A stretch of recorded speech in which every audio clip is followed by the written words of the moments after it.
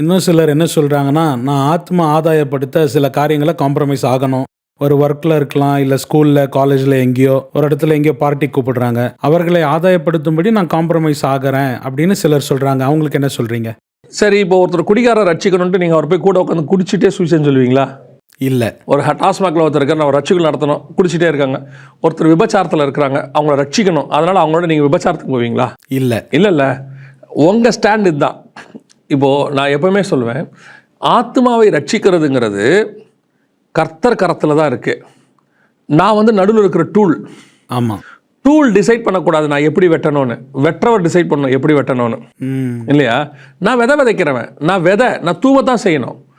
விதை முடிவு பண்ணக்கூடாது. ஆமாம்.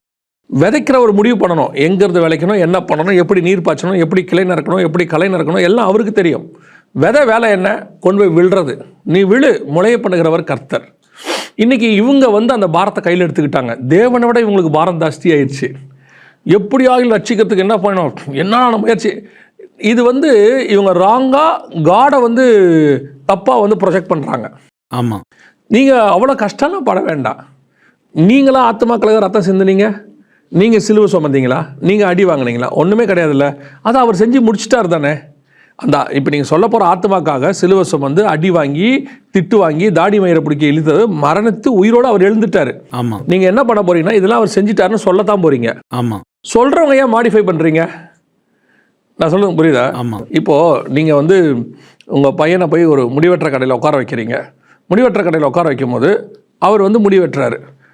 உங்கள் இஷ்டப்படி வெட்டுவாரா, அவர் இஷ்டப்படி வெட்டுவாரா? ஏன் இஷ்டப்படி? உங்கள் இஷ்டப்படி தானே வெட்டணும். நீங்கள் தானே அப்பா. ஆமாம். அப்பா இஷ்டப்படி தானே பையனுக்கு செய்யணும். ஆமாம். அவர் இப்போத்தி ஸ்டைலில் வெட்டி காட்டுறான் பாருங்க அப்படின்ட்டு மொத்தத்தையும் ஃபுல்லாக அடிச்சு மேலே மட்டும் வச்சாருன்னா நீங்கள் சொல்லுவீங்க, அதை உன் பையனுக்கு வெட்டிக்க, என் பையனுக்கு ஏன் இஷ்டப்படி வெட்டு. ஆமாம். இல்லையா? ஆமாம். அவர் மனைவிக்கு நீங்கள் ஏன், மனவாட்டிக்கு நீங்கள் ஏன் இவ்வளோ பாடுபடுறீங்க? நான் எதையாவது யோசிச்சு நூதனமாக செய்கிறேன், புதுசாக செய்கிறேன், இன்றைக்கி உள்ள ட்ரெண்டுக்கு செய்கிறேன், யூத்தை கவர் பண்ணுற மாதிரி செய்கிறேன், அவங்களுக்கு இப்படி பாட்டு போட்டால் தான் பிடிக்கும், இப்படி டான்ஸ் ஆனால் தான் பிடிக்கும். இது எல்லாமே ஒரு இடத்துல ராங் ரிசல்ட் கொடுக்கும். ஆமாம். எந்த ஒரு விஷயத்துலையும் ஆரம்பத்தில் ஒரு ரைட் ரிசல்ட் கொடுக்கும். இதை வச்சுக்கிட்டு நீங்கள் என்ன பண்ண முடியாது, ரொம்ப லாங் ரன் ஓட முடியாது.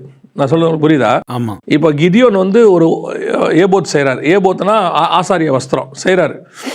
ஒரு நாளில் பார்த்தீங்கன்னா இஸ்ரவேலிலே அந்த வஸ்திரம் ஏபோத்து கன்னியாக இருந்ததுன்னு இருக்குது. அதனால் அர்த்தம்னா அதுவே ஜனங்கள் எப்படி ஆகிருச்சுன்னா அதை வழிபடுற அளவுக்கு ஆயிடுச்சு.